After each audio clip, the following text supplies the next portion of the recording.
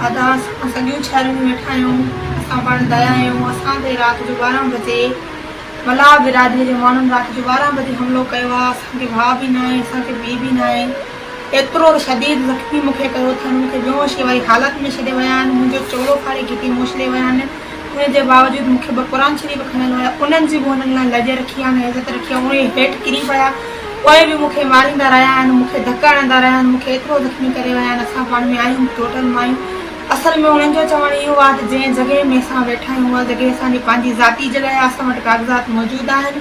असां पंहिंजे अबू जी बिरादरी में वेठा आहियूं, अबू असांजो फ़ौत थी वियो, हिन दुनिया में न आहे रहियो। हुननि जो असांजे मथां वॾेरनि सां गॾिजी करे असांजे पाड़े जो वॾेरो आहे श्री शादात भगत, ॿियो असांजे पाड़े जो वॾेरो आहे श्री अली दिनो ख़ान मंगी। उन्हनि जे असर में अची करे, उन्हनि जे चवण ते अची करे, असां ते दबाव विझी करे, उन्हनि जी टेक ते सपोर्ट ते राति जो असां सां छेड़ो करे असां ते इहो प्रेशर विझी रहिया आहिनि त इहा जॻह खपाए असांखे जॻह जो, तव्हां हितां लॾो खणो। त असां यतीम था केॾे लॾो खणी वञूं, असां काॾे यतीम हींअर केॾे दरपदर थियूं। असांखे भाउ जो सहारो बि न आहे, पीउ जो सहारो बि न आहे, आहियूं बि अकेला।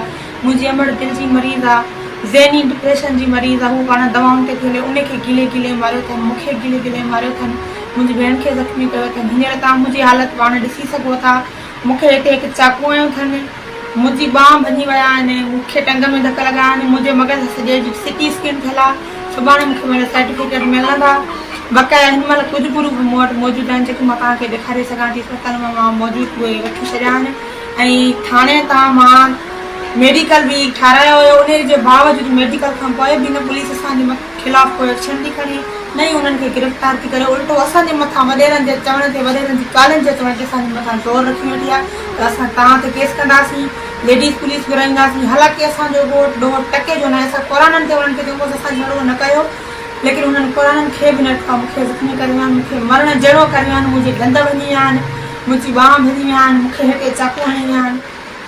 सर हिकु दीदार मला, उस्ताद मला, महबूब मला, आरिफ मला, आजम मला, सिंगार मला, जंहिंमें ॿिया बि हुननि जा गॾु सभु मुंहिंजा ॾिठल वाइटियूं आहिनि गॾिजी करे, कुझु हुननि जूं मायूं, कुझु हुननि जा मर्द।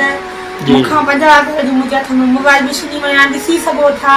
हिकु सोनो वालो बि मूंखां झेड़े में मूंखां वटे विया आहिनि, मुंहिंजे कन मां रत कढी विया आहिनि, मूंखे पतल हिकु छॾी विया आहिनि। मुंहिंजी मोबाइल बि हींअर हुननि वटि अॼु टियों ॾींहुं असांजे जहिड़े खे न पुलिस मुंहिंजी मोबाइल मोटाई अञा ताईं, न ई हुननि जो को माण्हू गिरफ़्तार कयो। जी असां लाइ केतिरा दफ़ा थाणे थी विया आहियूं, असांखे जवाब थो ॾेई छॾनि। वॾेरनि जी काल अची थी वञे, पहिरियों ई SHO साहिब खे नंढनि बच्चनि खे काल अची थी वञे त हो उल्टो असांखे था चई छॾनि तव्हां ॾोही आहियो। हाणे असां केॾे वञूं पंहिंजो घर छॾे करे यतीम। असांजो अदा इहो मुतालबो आहे त IG Sindh, DSP, SSP Sukkur खां इहो मुतालबो आहे त असांजो नोटिस वठी करे असांजी मदद कई वञे, असां यतीमनि खे हेल्प ॾिनी वञे, असांजी मदद कई वञे। असांजे ख़िलाफ़ु जेके जेके असांजे सां विड़ी विया आहिनि उन्हनि जे ख़िलाफ़ु एक्शन हू हुननि जी पुटफराई पहिरियों ई कॉल करे था छॾनि SHO साहिब खे त बाबा हिननि जी तव्हांखे NC न आहे वठणी, हिननि जी तव्हांखे कची बेकार न आहे करणी, पकी बेकार न आहे करणी, वञो त असांखे मोटाए छॾनि। हींअर बि असांखे टके जो तहफ़ुज़ न मिली सघियो आहे, 3 रात आहे। असां ईअं रहिया पियूं, असांजी भित ईअं खड़ी पई आहे, असां भित असांखे न खणणु ॾिनी अथनि, असांजी भित भॻी पई आहे। असां थंभी हणी सभिनी जी राति जो ईअं वेठा आहियूं, असां ईअं असांजे घर ते हमलो ॿियों दफ़ो कयो अथनि। सगिन जो शहर जो सोराब शहर वॾो मुंशी आहे जेको पाण ज़ाहिर कोन थो थिए, पंहिंजे नंढनि मुंशियुनि खे मोकिले करे पुलिस जी मोबाइल 3 बजे ताईं